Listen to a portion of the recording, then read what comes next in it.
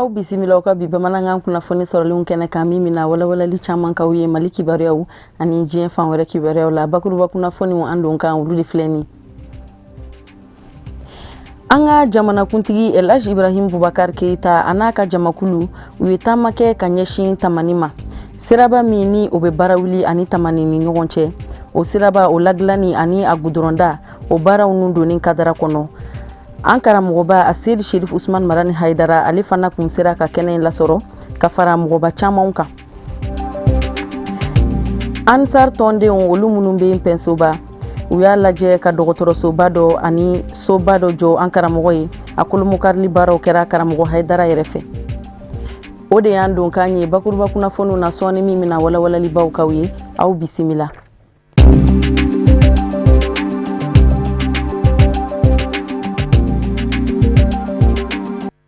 an balima bamanankan mɛnnaw Mali kɔnɔ ani Mali kɔkan foli ani waleɲuman dɔ bɛ ka taa aw bɛɛ lajɛlen ma fo yan fo aw sigiyɔrɔ la bakuruba kunnafoniw na an ye kulo lasɔmi kɛ k'a fɔ siraba min ni o bɛ barawuli ani tamani ni ɲɔgɔn cɛ o ta sira la ni a jɔkunda ma o bɛ t'i jɔ fo kilomɛtiri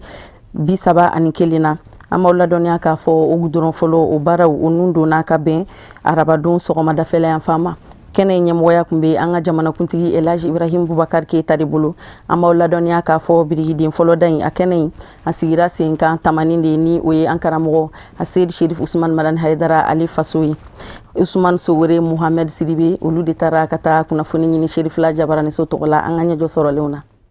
san caman makɔnɔliw kɔfɛ tamani a n'a nɔkandugu ka bɔ barawuli sɛrikili la u ka sogo kɛra u bolo tiɲɛ ye ka bɛn ni arabadoya ye mɛ kalo tile 4 san 2017 bari sabula ka da ka jamana ɲɛmɔgɔ Elhaji Ibrahim Boubacar Keita ani a ka gouvernement maaw u yele tamani n'o ye Asedi Sherif Usman Marani Haidara o faso ye a bɛ baara dɔ de nun donni kofɔ n'o ye barawuli ani tamani sira mun bɛ o gudɔrɔn dali ye n ko nin ye hɛrɛ de ye ka se yan bi ka tamani sɔrɔ a ɲagarilen don ka tamani sɔrɔ a bɛ k'an kɔnɔ a dusu ɲagarilen k'an bonya k'an karama ka yira an na k'a fɔ min bɛna daminɛ bi fɛn don a tun kɔnɔlen don a mɛnna ala y'an kunnaja an garisigɛra la bi mais n ka nisɔndiya tɛ dafa fɔ don min na ni n seginna tamani siraba kura fɛ inshallah o don a banni a bɛ n kunbɛn ni tigɛtigɛ ye dɛ komi i ye n lebu n y'a fɔ bɛɛ ye k'o de ka di n ye n bɛna jurulen sɔrɔ tamani an bɛ ka jɛ k'a dun ɲɔgɔn fɛ ka ɲagadi ka fɛti kɛ ka dubabu kɛ baara in ka ɲɛ a ka teliya waati min fɔra ka dɔ b'o la dɛ parce que mɔgɔ bɛ ka kɔnɔ donc n'o bɔra la maintenant ka dubabu kɛ samiya ala ka kɛ samiya ɲuman ye ala ka ji ɲuman d'an ma ala ka tiɲɛli ji d'an ma sunkalo min fana an bɛna don a la ala ka hɛrɛw caya ala k'an ka jamana sumaya don o don ala ka jamana in kunaya ka dɔ bɔ an ka ɲɔgɔn sɔrɔmacɛ la k'an tɛgɛ di ɲɔgɔn ma k'a dɔn ala y'an garisɛgɛ kɛ ni jamana in de ye ni an y'o hakili ɲuman sɔrɔ k'a dɔn an tɛ foyi ye ala ka danfɛnw kɔ k'an tilen ɲɔgɔn ye i n'a fɔ an ka diinɛ y'a fɔ cogo min na ka baara kɛ ka mɔgɔw dusu suma ka baara kɛ ka mɔgɔw ɲɛji cɛ ne m'a dɔn ni fɛn bɛ ɲɛna ala b'an jɛ min na dɛ a b'an yɛrɛ de bolo n'an y'a kɛ ala ka sira fɛ o hakili ɲuman ala ka dan bɛɛ ma donc ni dugu ye ni dugu min na o dɔnnen don kojugu bɛɛ ka dugu don a bɛ place min na jamana in kɔnɔ bɛɛ b'a dɔn dɛ ala ka tɔn kɔrɔ ka bɛɛ fo ka bɛɛ waleɲuman dɔn donc ni a ye n bonya ala k'aw bonya don o don ala ka tamani ta ɲɛ ala ka dɔ fara kan donc an ka yiriwali ala ka dɔ fara ka don sira in bɛna dɔ ɲɛ o la ni an ma dɔ fara kan an tɛ dɔ b'o la dɛ n'an se ka fɛn o fɛn ye pour ka tamani développer an b'a kɛ kuran bɛ yan wa inshallah ji bɛ yan ala kan dɛmɛ ala kana an dɛsɛ ka fɛn kɛ yan an ye min kɛ yɔrɔ tɔw la inshallah. Jamana minisiri ka fɔ la mun ka baaraw bɛ ɲɛsi minɛnko ani ka duguw nun don ɲɔgɔn na a ye a jira a ka kɔrɔfɔw la k'a fɔ musaka min bɛna don nin sira in labarali sira fɛ o bɛ se sefa wari miliyari 7 miliyɔn 222 a n'a kunkanfɛ la mun bɛɛ lajɛlen bɛna bɔ an ka jamana wagadenba kɔnɔ wa a bɛna labara kalo 12 kɔnɔ. Min bɛna dasa barawuli tamani kilo 32 wari hakɛ bɛ taa fo miliyari 7 ɲɔgɔn na a ka ca n'o ye dɔɔni baarakɛbaga bɛ kɛ entreprise an ka Mali entreprise dɔ de a tɔgɔ ko BCMCG a bɛna o kɛ kalo 12 de kɔnɔ samiyɛ ko k'i bɔ a la bari samiyɛ tuma dɔ la baara tɛ se ka kɛ a la ka ɲɛ an b'o o yɔrɔnin d'u ma baara an b'a ɲini fɔ u k'a kɛ ka ɲɛ bari a bɛna dugu de bɔ ɲɔgɔn na ka don ɲɔgɔn na o de ka fisa ministère min bɛ k'i a kunna ministère min ɲɛsinnen don cakɛda ko kunna ani minɛnko kunna ani ka sira bɔ ɲɔgɔn na ka na n'o ye ministère de l'équipement de désenclavement o de bɛ a kunna bon an bɛ min ɲini kɔni an sewalen don bari an ye jama ye cogo min na an b'a dɔn a bɛna nin ko in kɛ sɛbɛn an ye sira kalifa tamanikaw la ka sira kalifa barawulikaw la. Jamana ɲɛmɔgɔ n'a ka maaw kɔfɛ maaba caman de wɛrɛ yɛrɛ in kɛnɛ kɔnɔ kɛrɛnkɛrɛnnenya la a se Yedi Sherif Usman Madani Haidara ye sigida ɲɛmaw mɛriw préfet ka taa se sous-préfetw ma ka taa se barawuli wasaden ma. Tamani sira ka taa barawuli o baara fɔlɔ kan ka kɛ sɔgɔmaden na ne bɛ yan nɔ ala ye ne kɛ u ka wasaden nɔ ye bulon bala o la ne nisɔndiyalen don n bɛ ala tanu ne ka mara kɔnɔ nin baara sugu n'a sera ka kɛ o ye kunnadiya dɔ ye an bɛ ala fo la ni sira in mago bɛ yan nɔ a mɛnna san caman yan yɔrɔ mɔgɔw y'a ɲini ka d'a ka tɔɔrɔ min tun bɛ u kan a la n'i b'a kalama Tamani san o san an ka sirifikɛ n'o Seri Usman Madani Haidara ye adamaden caman de bɛ taama ka na nɔfɛ ziyara la ka bɔ diɲɛ fan bɛɛ fɛ Mali dɔrɔn t'o ye o ye Mali kɔnɔ ani Mali kɔkan hala dan o waati kunkurunin ma o bɛ dekun min kɛ sira in kun ka kan ka dilan an ka mandat kɔnɔ an ye wele caman da gouvernement ye o ye an ka baara ye nka foyi tɛ kɛ sababu kɔ a tɛ dogo mɔgɔ si la k'a fɔ sira in teliya ani a kɛ bi o ye o ka sababu ye donc ni jama bɛ fara ɲɔgɔn kan bɛɛ k'i ka baara kɛ ko jamana kɔnɔ mɔgɔbaw wulila k'u jɔ a ka ca na dekun caman bɛ yen nɔ o bɛ wuli ale ye o baara caman kɛ o dɔ ye nin ye nin ka dɔgɔn o la yɛrɛ bon an b'a kanu k'a fɔ caman min kɔfɛ mun ye nin kɛ n'o ye jamanatigi ye a y'a ka baara de kɛ parce que jamana kalifalen don ale la a ka sɔrɔ bolo la ani sɔrɔ duncogo la donc nin ye sɔrɔ jamanadenw ka sɔrɔ du sira dɔ ye jamana wari tɛ se ka bonya sira si ma ka tɛmɛ nin kan a tɛ se ka fisaya sira si ma ka tɛmɛ nin kan nin bɛ adamadenw lafiya a bɛ jamana ɲɛtaa de sabati o tuma an ye nin sɔrɔ Tamaniya bi an b'a ɲini jamanaden caman ka se ka nin sɔrɔ u ka yɔrɔ la jamana kuntigi a ka se ka waati tɔ min b'a bolo a k'i cɛsiri yaasa jamanadenw bɛ se ka nin caman bɛ se ka labɛn cogoya min na n'a kuma ka di an n'an b'a fɔ n'i ye jamana ɲɛmɔgɔ ye nin i kɛra jamana bɛɛ de kalifara i la bon jamanaden bɛɛ de sigi bɛ k'i ka hɛrɛ kɔnɔ a ka se u ma bon an b'a dɔn musakaw ka ca kungo ka ca nka ninnu fana ye wajibi dɔ de ye lɛdu kan dama tɛ i ka waati kɔnɔ ni a kalifari la i ka cɛsiri bɛ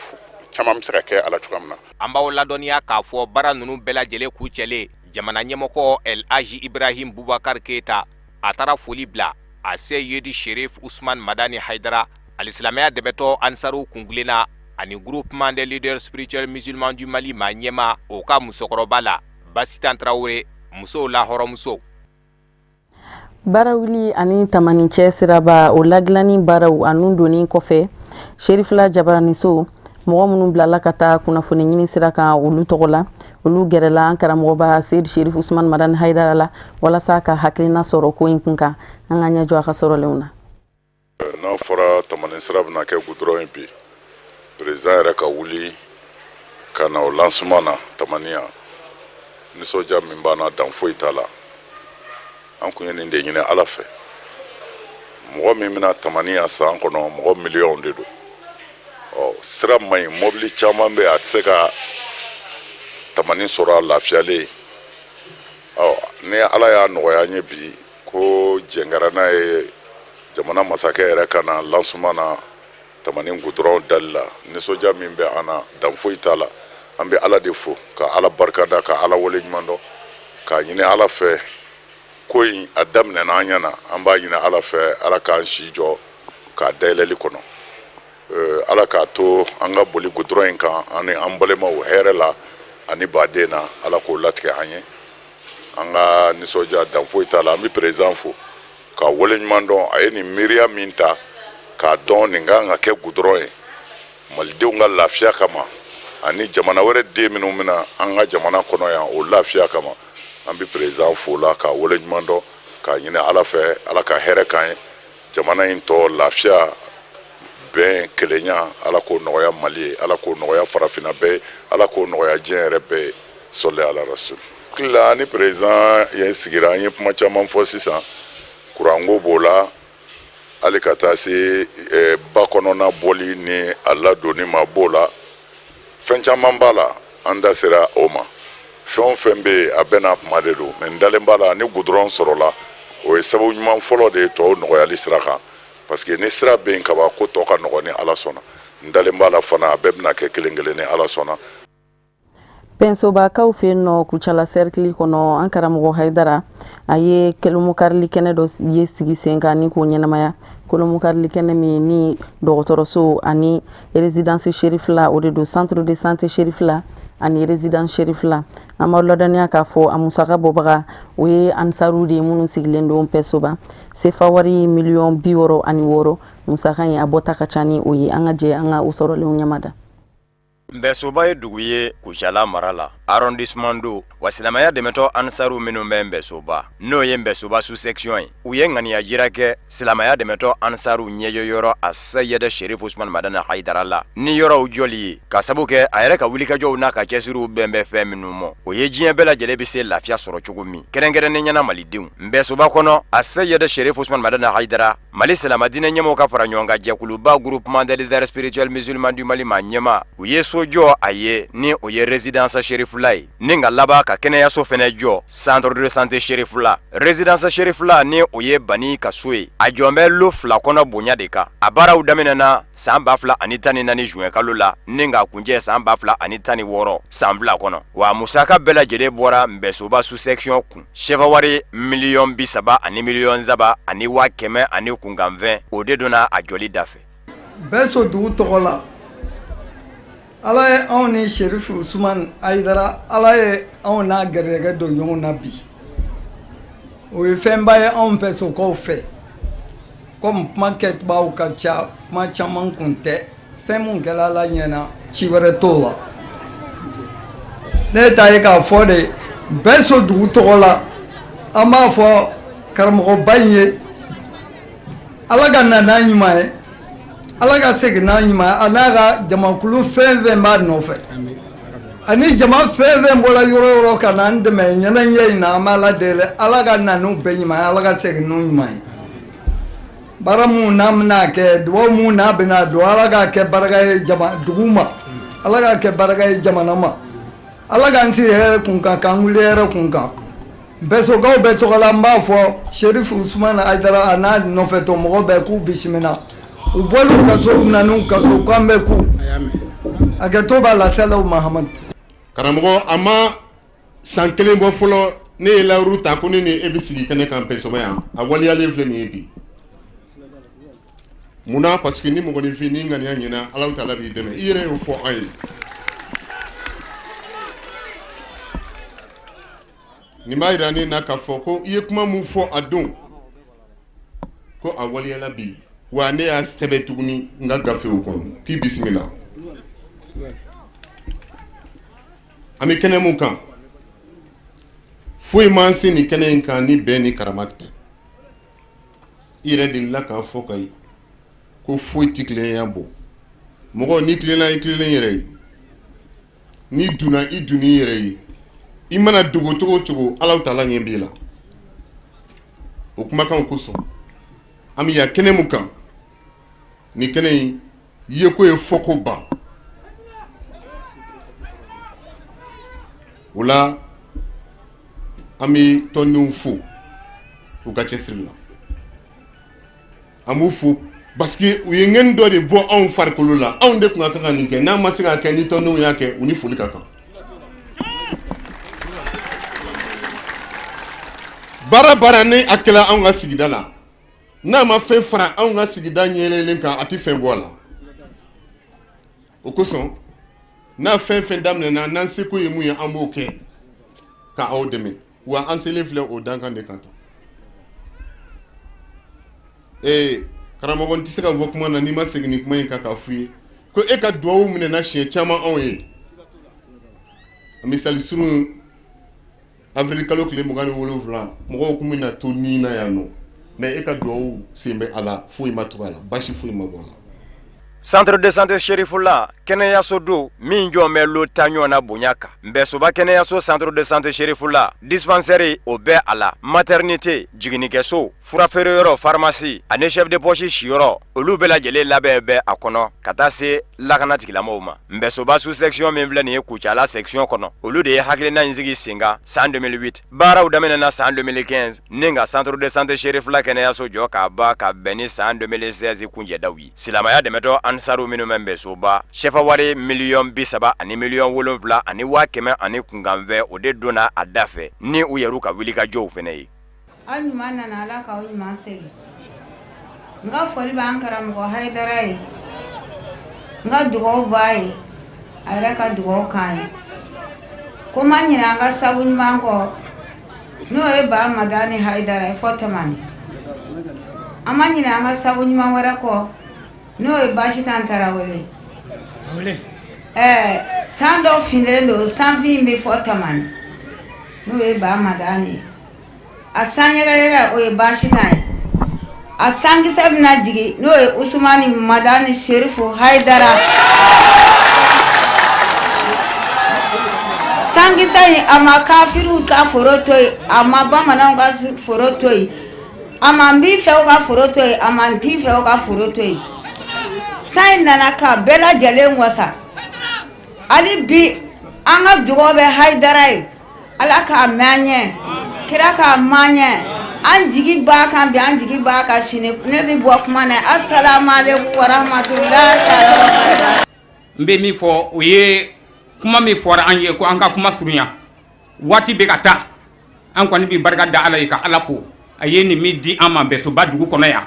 an bɛ nisɔndiyalen sigilen bɛ k'a kɔnɔ ne yɛrɛ delila ka nin fɔ an ka chrétien ɲɛmɔgɔw ye u k'a lajɛ wasa ka dɔgɔtɔrɔso dɔ jɔ Nbɛsoba ni ala nana kɛ amisali mɔgɔw y'a kɛ a kɛra an bɛɛ ta ye chrétienw fana ɲɛ b'a la ni fili yera a la an bɛ hakɛto ɲini jama fɛ ala ka barika don yɔrɔ la alimami kɔrɔba tɔgɔ la Kucala imama tɔgɔ la Kucala groupement tɔgɔ la u bɛɛ lajɛlen jɛla ka anw bila ka na Nbɛsoba yan Kucala n'a mara bɛɛ lajɛlen Nbɛsoba yɛrɛ bi o kɔnɔna na ka na groupement jɔyɔrɔ fa ni kɛnɛ barikama in kan kuma man jan kuma ye juma ye alikuranɛ kɔnɔ Allahu Taala ko ale ala ye an da ko an kan labɛn ko don dɔ la ko ale ka saya bɛna se an ma n'a sela an ma o b'an bɔ an ka villa kɔnɔ k'an ka dilekeba bɔ an kan na k'an bɔ an ka katikati kɔnɔ ka populini jɛman k'an melekew la k'an sen fila siri ɲɔgɔn na ka taa di an tigi ala ma o dun ɲɛsigi o de ye nin kɛnɛ ye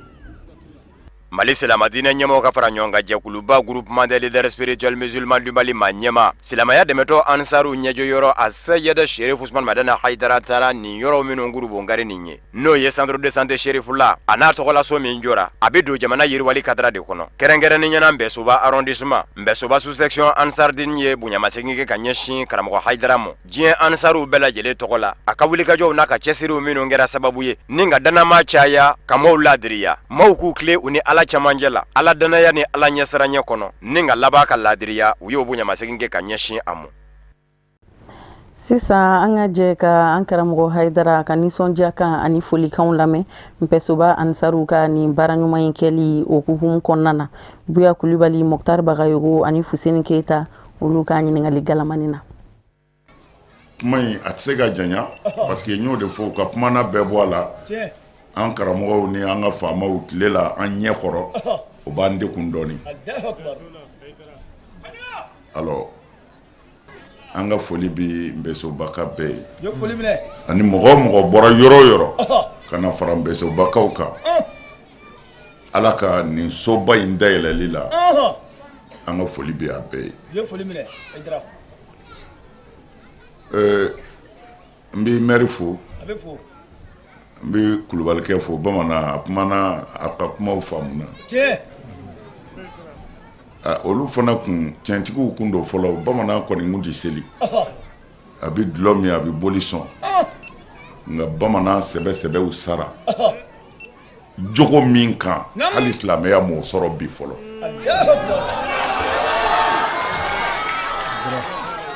wulibali do dɛ o la n tɛna kuma janya toujours n bɛ an balima kerecɛnw fo k'u wale ɲuman dɔn u ka kuma na dɔgɔtɔrɔso in ye an bɛɛ ta ye an bɛɛ de ta don au contraire olu yɛrɛ ka sɔrɔ a tigiya la ka tɛmɛ anw kan o munna nin jamana in kɔnɔ yan mɔgɔ minnu ye baara kɛ faso lafiyali ni ɲɛtaga la fandan jamana kɔnɔ ni centre de santé u jɔli ye an y'o dɔn ni kerecɛnw de ye o Mali kɔnɔ yan silamɛ caman bi furakɛ kerecɛnw de ka dɔgɔtɔrɔsow la mais silamɛ ye 95% musulman o Mali an ma dɔgɔtɔrɔso kelen jɔlen ye silamɛya tɔgɔ la yan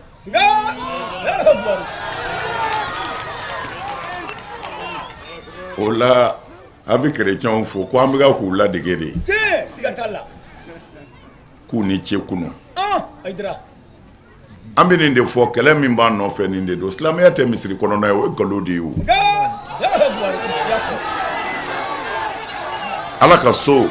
an bɛna Ala ka so de dayɛlɛ Nbɛsoba yan sisan Ala ka so ye hinɛ yɔrɔ de Ala ka so ye makari yɔrɔ de Ala ka so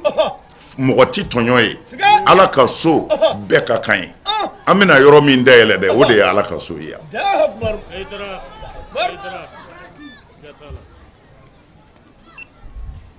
Ala kira y'a fɔ sallallahu alaihi wasallam man lam yahtammu bi amrina falaysa minna maa o maa ma adamadenw ka dekun lajɛ u fɛ maa o maa ma adamadenw ka tɔɔrɔ partager k'o tɛ ale kira dɔ ye o tɛ ale kira dɔ ye seli ko tɛ dɛ hali ni misiri bɛnn'i kan i tɛ kira dɔ ye tant que hinɛ t'i dusukun na n'i tɛ hami ni mɔgɔ wɛrɛ kungo ye alors an mɛnna ɲɔgɔn nɛgɛ in na hayya alal falah micro siri bili kan ka kule k'o de ye diinɛ ye bɛɛ b'a dɔn o ye nkalon ye o bɛ se ka kɛ diinɛ ye wa diinɛ ye jogo de ye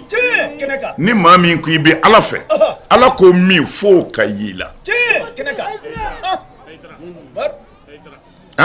e bɛ se ka taa i biri misiri kɔnɔ ko e bɛ Ala fɛ setanɛ mana wele da dulɔso la walimusow nɔfɛ e b'o bɛɛ la hasidi e ti fɛ maa ka don da la hali bɛ e bɛ misiri kɔnɔ o tɛ silamɛ ye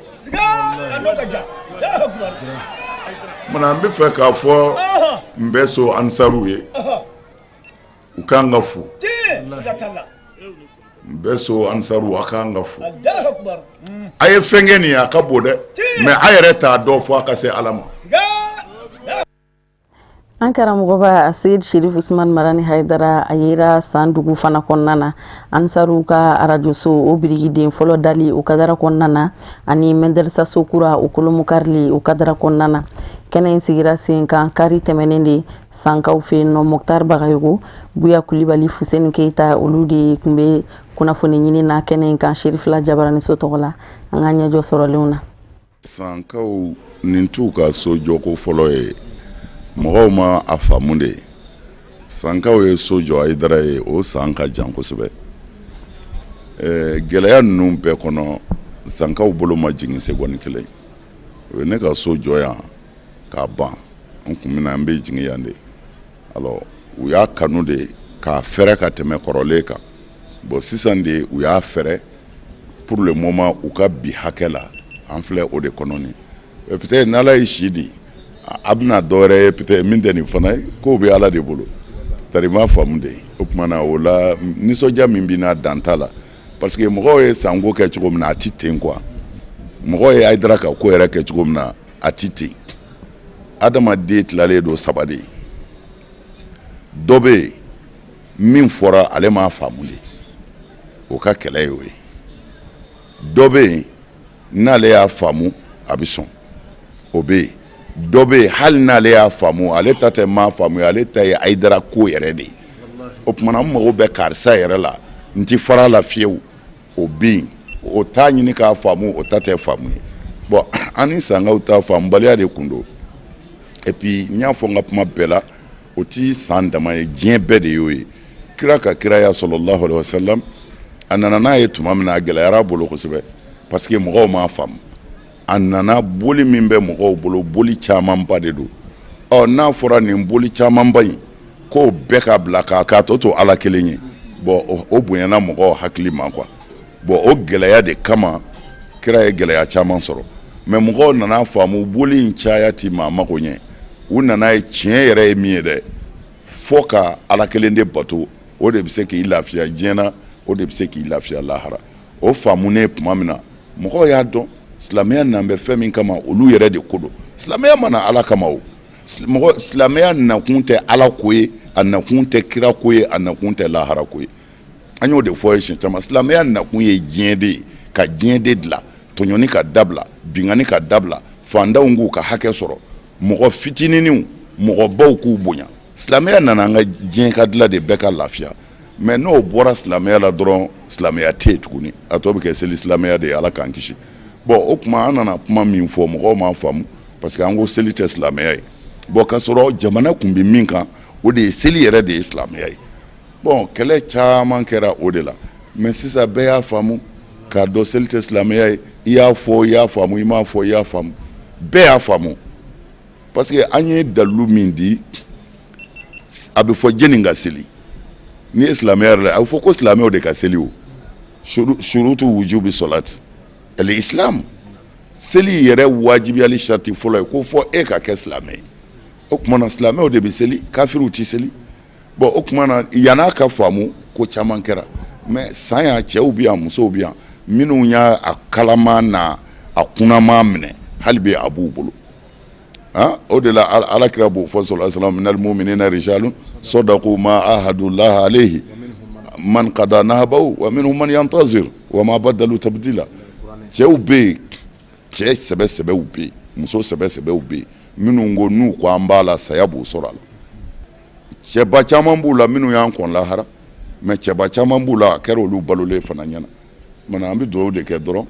dugu in yɛrɛ ye khasatan jamiyatu ansar dinil islamiya min bɛ yan an bɛ dugawu k'u ye hali bi ɲɛtaga n'o ye silamɛya yiriwali ni a tagali ye ɲɛ ala k'o fanga d'u ma u ka se k'o kɛ parce que maa kelen o maa kelen bɛ sira minɛ lahara o y'u ka seere de ye. Walasa ka labɛnw sabati ka kɔn sunkalo ɲɛ groupement des leaders spirituels musulmans du Mali silamɛ diinɛ ɲɛmɔgɔw olu ka fara ɲɔgɔn kan jɛkulu u y'a lajɛ ka kalanbulon dɔ sigi sen kan kalanbulon min kɔnɔna na ni karamɔgɔ dɔw olu ka dɔnniw bɛna kankuruya ka ɲɛsin malikiya ma Tata Touré Seydou Ɲare Sherifila Jabaraniso tɔgɔ la an k'u ka sɔrɔlenw ɲɛmada. Silamɛ diinɛ tɔw ka fara ɲɔgɔn kan jɛkulu n'o ye groupement des leaders spirituels musulmans du Mali ye u ka wulikajɔ bonyalen don kosɛbɛ nin sunkalo makɔnɔ in na ni waleya caman kɛli ye kɛrɛnkɛrɛnnenya la i n'a fɔ u kɛlen don ka kalanbulon min sigi ka ɲɛsin wajulikɛlaw ka dɔntaw ka wuriyali ma walasa k'u dɛmɛ ka sira ɲuman don u kɔrɔ u ka diinɛ ɲuman laseli la sunkalo waati i n'a fɔ an ye wele bila commune bɛɛ ma bɛɛ ka se ka i ka mɔgɔ dɔ di kana an ka se k'olu former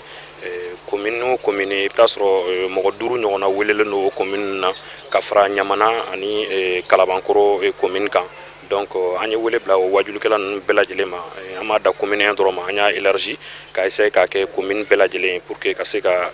an ka se ka don tɔgɔ di bloc kelen kɔnɔna na i n'a fɔ groupement yɛrɛ ka laɲini o ye cogoya min na an ka président ka laɲini o ye cogoya min na n'o ye Seyid Sherif Usman Madan Haidara ye ale ka laɲini de silamɛ bɛɛ ka fara ɲɔgɔn kan donc an b'o baaraw de la inshallah ni kalanbulon min sigira sen kan ka ɲɛsin wajulikɛlaw ma a bɛna kɛ sababu ɲuman ye ka caman fara u ka dɔntaw kan Daliba Masa ka kuma kumakanw laseli la wa a bɛna kɛ sababu ɲuman ye u ma u ka bɛn fɔ la walasa fɛn min ye fɔɲɔgɔnkɔ ye o bɛ se ka kunbɛn diinɛ ɲɛfɔlikɛlaw ni ɲɔgɔn cɛ. An bɛ nin sigi ninnu organiser a dabɔ kun ye pour que ka se ka wajulikɛlaw fara ɲɔgɔn kan wajulikɛlaw mana fara ɲɔgɔn kan u ka se ka don da kelen fɛ ka bɔ da kelen fɛ thème fana bɛna d'u ma sunkalo kɔnɔna ninnu na u bɛ se ka o thème ninnu ka se ka baara kɛ ni olu ye u ka wajulikɛyɔrɔ la cogoya min na. An ye thème naani de ta a fɔlɔfɔlɔ n'o ye alabato ye sabu ni alabato yɛrɛ ma faamu i bɛna taa ko dɔ jateminɛ ko o tigi bɛ ka dɔ fara ala kan ka sɔrɔ a ma dɔ fara ala kan o ye thème fɔlɔ ye. Thème filanan o de ye falsafatu siyam mun de la ala ye sunkalo d'a ma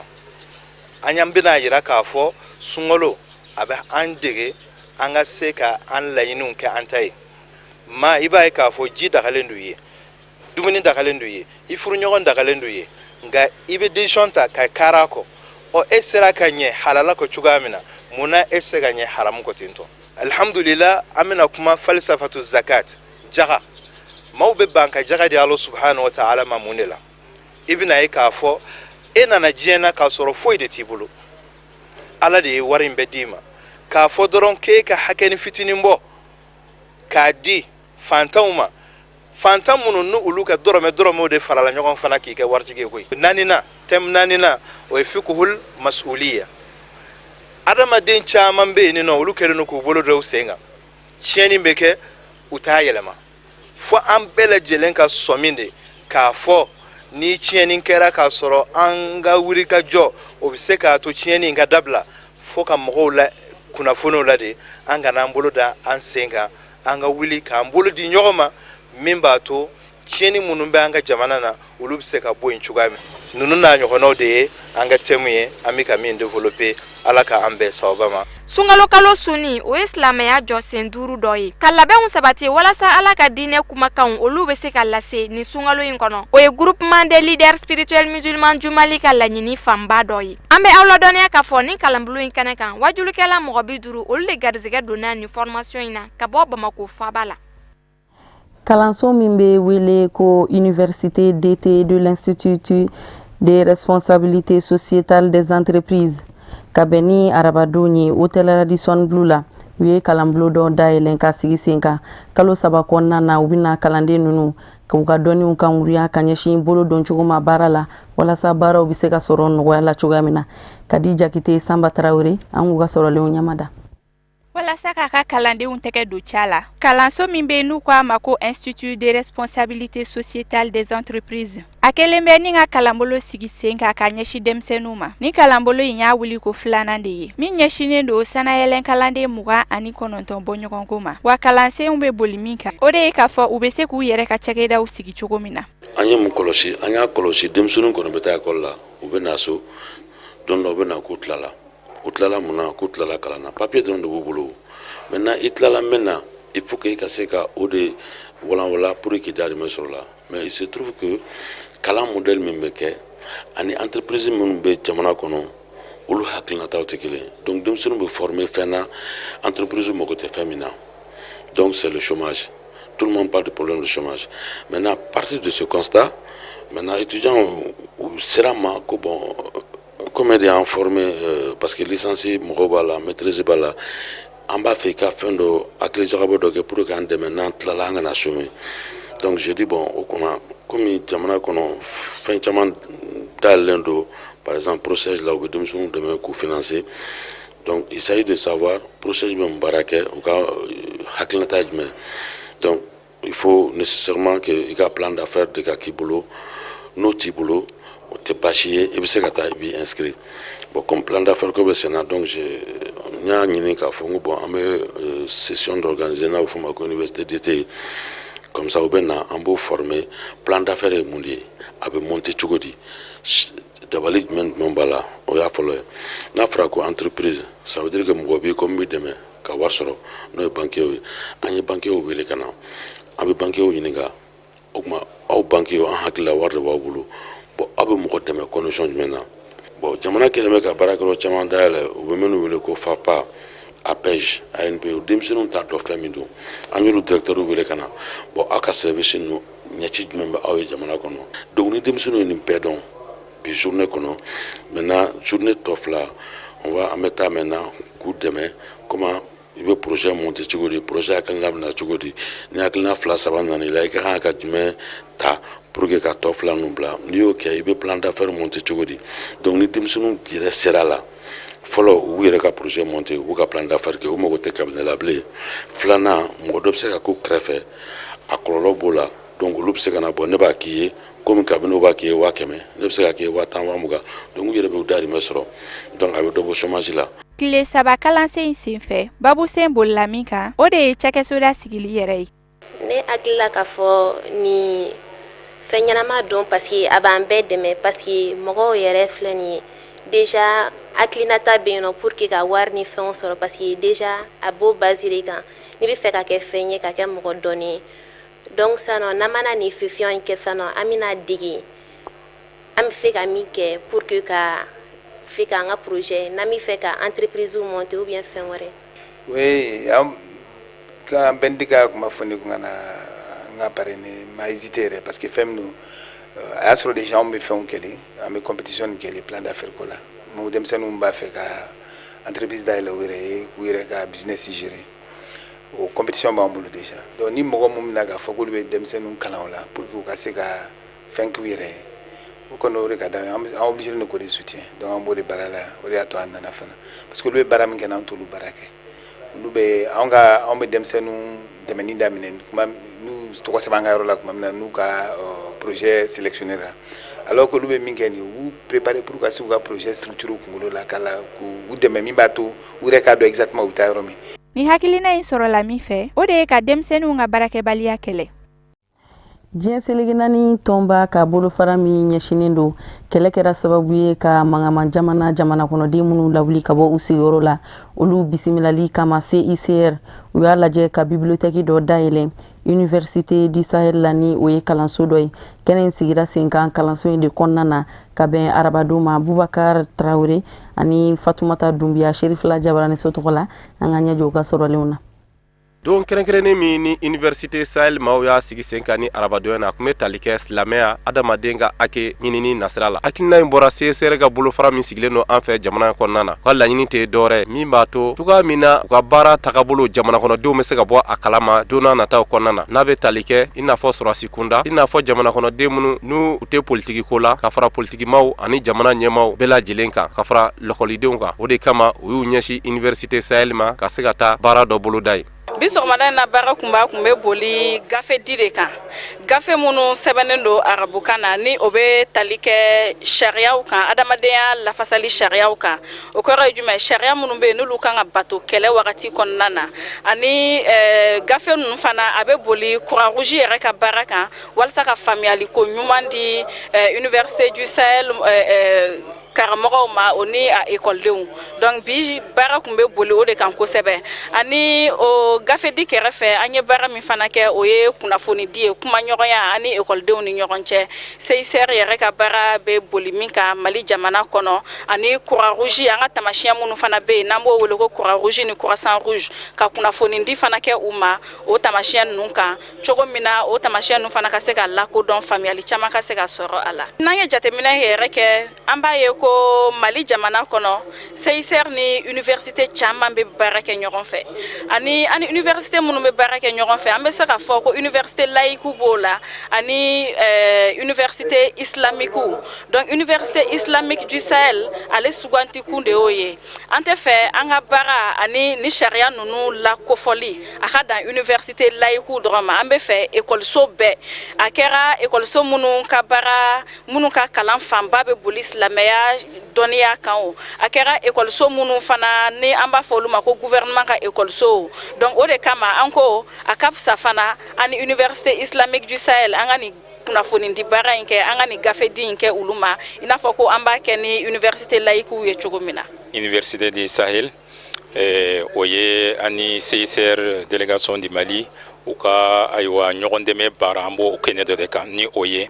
hakɛ minnu bɛ yen nɔ ni olu kan ka taa adamaden ye hali n'a sɔrɔ ni gɛlɛya ni kɛlɛw bɛ yen o tuma na o bɛ se ka sabati ni sira min ye nin tɛ an ka baaraɲɔgɔnya fɔlɔ ye caman kɛra nka bi ta in o ye jumɛn ye ayiwa sɛbɛnni minnu kɛra nin droit ninnu kan n'a bɛ fɔ ma droit humanitaire international o minnu bayɛlɛmana ka na arabu la ka na o kitabu di an ma a ka se ka la bibliothèque la mɔgɔw ka se ka faamuya sɔrɔ a la o tuma na an bɛ o kɛnɛ de kan bi dɔ in na kɛnɛ in kɔni an bɛ se k'a fɔ an wasara kosɛbɛ sabu an y'a fɔ nin tɛ an ka baarakɛɲɔgɔnya nin tɛ a fɔlɔ ye baarakɛɲɔgɔn min fana de don a bɛɛ lajɛlen bɛ taa hukumu min kɔnɔna na o ye adamadenya dɛmɛ de ye mun kosɔn gɛlɛyaw bɛ se ka nɔgɔya cogoya min na ayiwa an fana ka diinɛ ye o de fɔ olu fana an ka baara sinsinnen bɛ fɛn min kan o fana ye o laɲini kelen de o tuma na laɲiniw ye kelen ye an kɔni an wasara baarakɛɲɔgɔnya ninnu na. Ni don kɛrɛnkɛrɛnni Université Sahel maaw fɛ kɛra sababu ye min ye CICR bolofara min bɛ an fɛ jamana kɔnɔna na u ka se ka gafe di université ɲɛmaaw ma gafe min ni a sɛbɛnnen bɛ larabukan ani tubabukan na kɔnɔ ko a tun bɛ tali kɛ fɛn min kan o ye diɲɛmaa ye bolonɔbila bɛnkan min kɛ sɛbɛnna n'a kɛra Genèvekaw fɛ yen nɔ min bɛ tali kɛ adamadenya hakɛ ɲinini nasira la ani dɛmɛdonya ka kɛ ka se lujuratɔ minnu bɛ bɔ kɛlɛkɛyɔrɔw la diɲɛ fantan ani naani bɛɛ lajɛlen fɛ ani adamadenya dɛmɛni jɔsen nasira la. Sani an ka bi bamanankan kunnafoni sɔrɔlen kuncɛ an bɛ dɔ fɔ farikolo ɲɛnajɛ nasiraw fɛ Mali dolantila minnu ni olu kan ka dolanti Mali ani Gabon ni ɲɔgɔn cɛ olu ka ɲɔgɔn sɔrɔ la juin kalo tile 10 nata o dolantila o mɔgɔ 22 olu sidɔnna ka ban an ka kɔrɔfɔw lamɛn Isuf Kulubali ka ɲininkali galamani na.